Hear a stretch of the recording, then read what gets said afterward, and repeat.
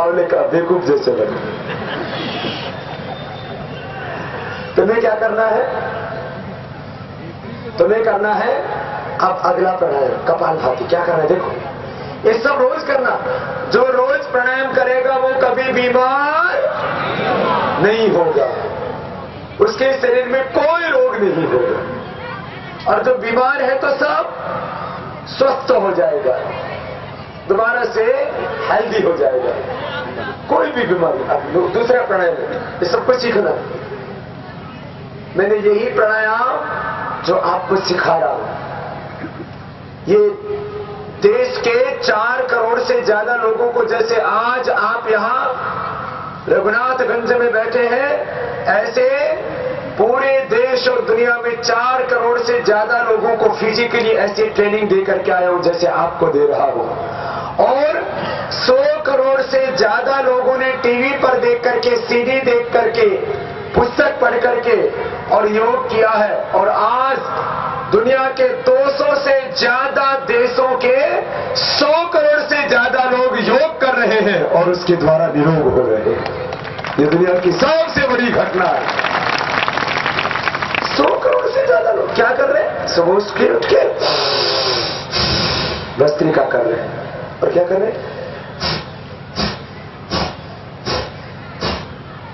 मैं चाहता हूं हर आदमी सुबह उठ के प्राणायाम करे, बच्चा भी करे, बड़ा भी करे, स्वस्थ आदमी करे, बीमार भी करे। स्वस्थ करेगा तो बीमार होगा ही नहीं।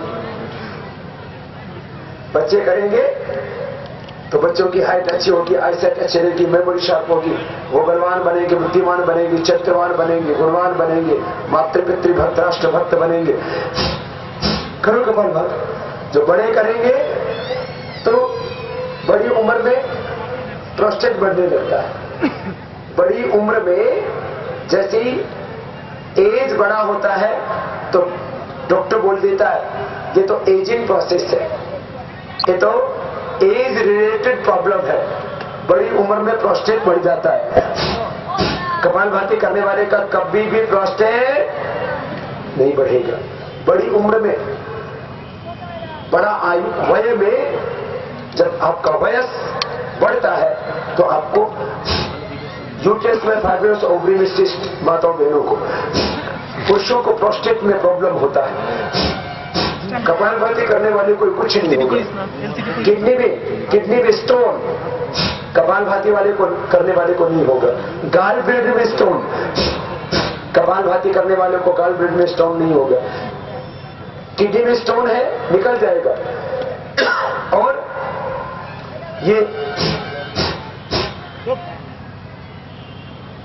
आजकल गाल ब्लेडर में स्टोन बहुत बनने लग गया है। जो कपालभाति करेगा उसको गाल ब्लेडर में स्टोन नहीं होगा, किडनी में स्टोन नहीं होगा। किडनी स्टोन, आजकल किडनी फेलियर बहुत हो रहा है। जो कपालभाति करेगा उसको किडनी फेलियर का बीमारी नहीं होगा।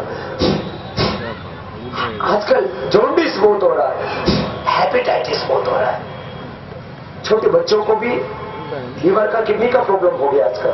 छोटे छोटे को ब्लड कैंसर, छोटे छोटे बच्चों को ब्लड शुगर, छोटे छोटे बच्चों को हार्ट का प्रॉब्लम, छोटे छोटे बच्चों को स्किन डिसऑर्डर्स, छोटे छोटे बच्चों को आर्थराइटिस होने लग गया, पेट खराब रहता है। और छोटे छोटे बच्चों को रात को तो सुसु होता है। जो कपालभाति करेगा तो बच्चे को रात को यूरिन नहीं होगा। कपालभाति करने वाले को पेट मोटा नहीं होगा। इधर भी सब काफी भाई मोटा मोटा हो गया है और माता जी भी मोटी मोटी हो गई है। जो कपालभाति करेंगे कोई मोटा और कोई मोटी भी नहीं होगी। जितना मोटा उतना खोटा और जितनी मोटी उतनी खोटी। ये मोटा है ना, ये मोटा बीमारी है बहुत बड़ा, मोटापा, over fat. Access fat heart problem को बढ़ाता है, एक्सेस फैट डायबिटीज को बढ़ाता है, एक्सेस फैट आर्थराइटिस करता है, एक्सेस फैट ये आदमी की वर्किंग पावर को कम कर देता है, एनर्जी के लेवल को कम कर देता है, आयुष को कम कर देता है।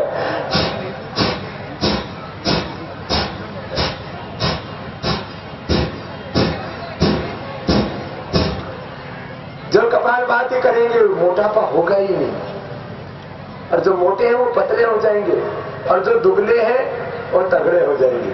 कुछ अंडरवेट है, कुछ एक्स्ट्रा बॉडी है, और कुछ एक्सरे बॉडी है। एक्सरे बॉडी का मतलब पता है? फोटो खिंचवाओ तो एक्सरा निकलता है।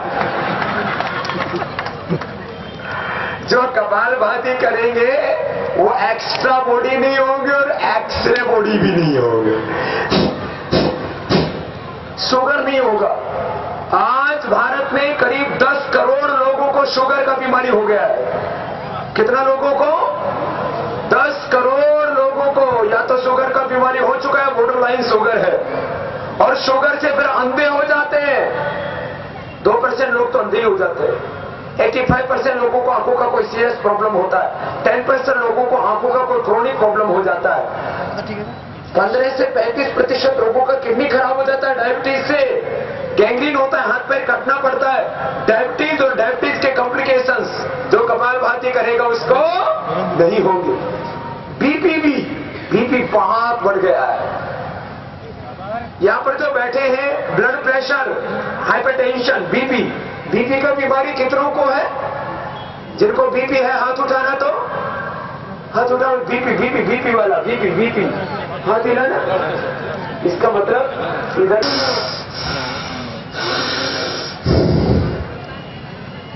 जो कपालभाति अनुलोम विलोम करेंगे उनको बीपी का, शुगर का बीमारी नहीं होगा, और है तो मिट जाएगा। शुगर का बीमारी कितनों को है?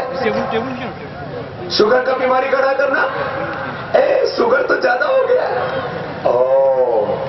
और इसके साथ साथ सिर में दर्द, माथा कितनों का दुखता है?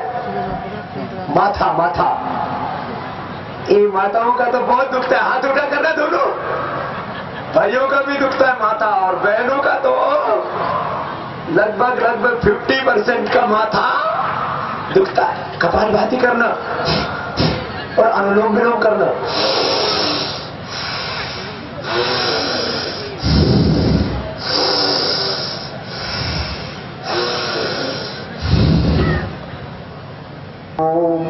माथा नहीं दुखेगा। अंग्रेजी दवाइयों में माथा दुखने का कोई दवा नहीं है। पेन किलर लोगे तो दुखेगा। ऐसे तो ठीक है, आप दवाई लेके थोड़े दिनों तक अपनी बीमारी को कंट्रोल कर सकते हो, लेकिन कोई दवाई से बीमारी क्योर नहीं होती। योग से आपका बीपी, आपका थायराइड, आपका अर्थराइटिस, आपका अस्थमा, आपका हेपेटाइटिस, आपका सोराइसिस, ये सब बीमारी आपका क्योर होता है। योग से बीमारी क्या होता है बोलो?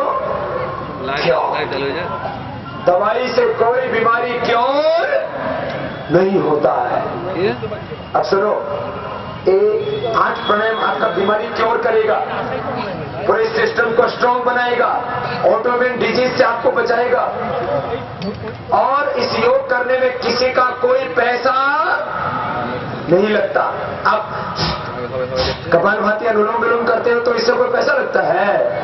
बाबा रामदेव को रॉयल्टी देना पड़ता है? नहीं। तो योग में free of charge treatment, free of charge, no side effect.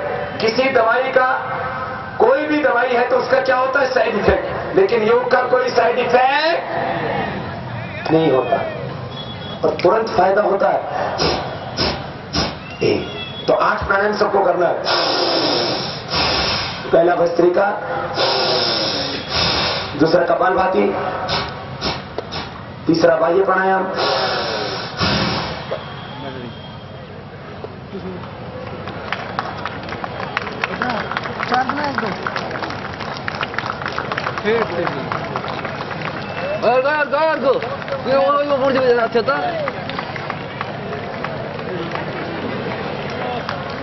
श्वास को बाहर छोड़ के बाहर रोक दिया। और बाहर रोक के होल्ड कर।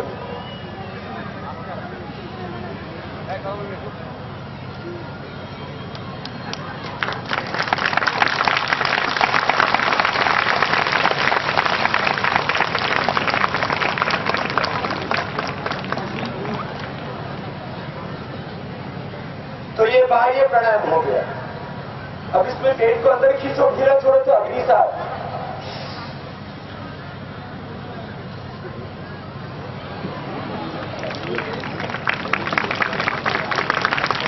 एक का और गोल घुमाओ तो डोली हो गया।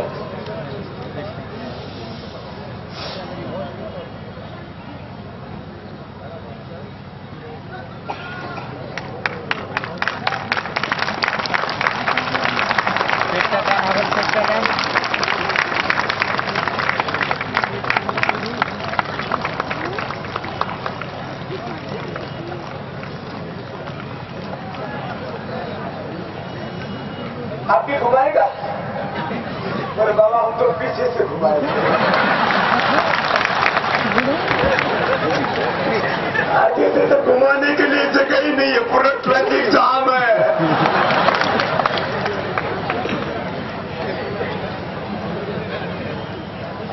योग करेंगे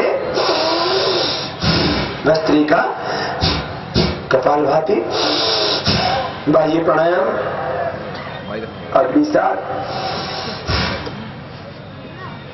गले के लिए थायराइड के लिए उज्जाई, भर के श्वास टाइट करके गले को,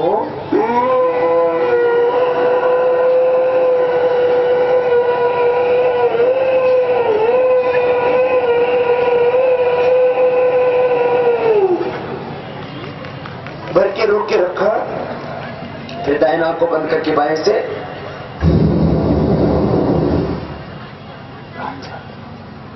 ऐसा। ये 3 से 5 बार करना। भस्त्रिका 5 मिनट, कपालभाति 10 से 15 मिनट, बाह्य प्राणायाम 3 से 5 बार, उज्जाई 3 से 5 बार। ये अनुलोम विलोम बहुत ही जबरदस्त है। आंखों का चश्मा हट जाएगा, बीपी क्योर हो जाएगा, migraine pain, depression, epilepsy, paralysis तक ठीक हो जाएगा।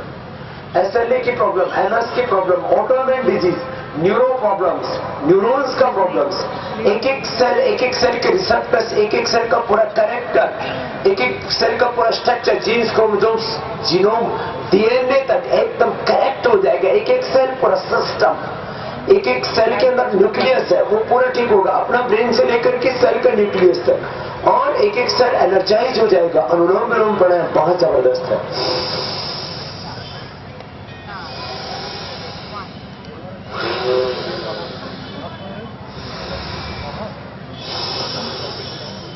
लाइव एक्टिविटी का बताओ।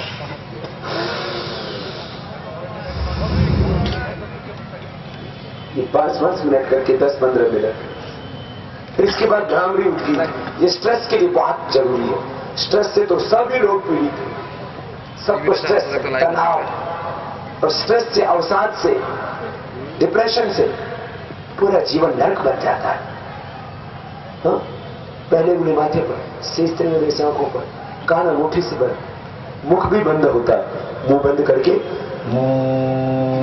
ऐसे करना। आओ मेरे साथ सभी सांस भीतर गहरा भरो।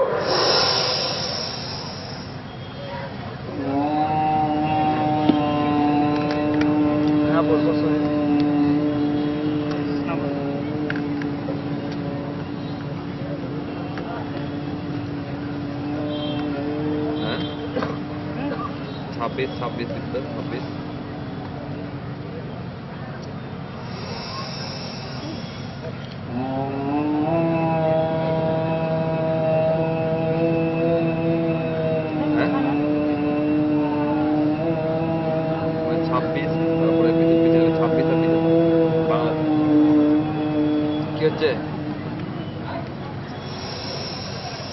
কি আছে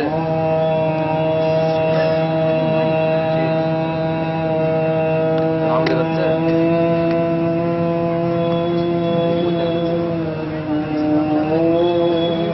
নম্বর কত ये भ्रामरी फिर दोनों हाथ घुटनों पर। स्ट्रेस के लिए बहुत अच्छा है, मन को शांति मिलेगी इससे, तृप्ति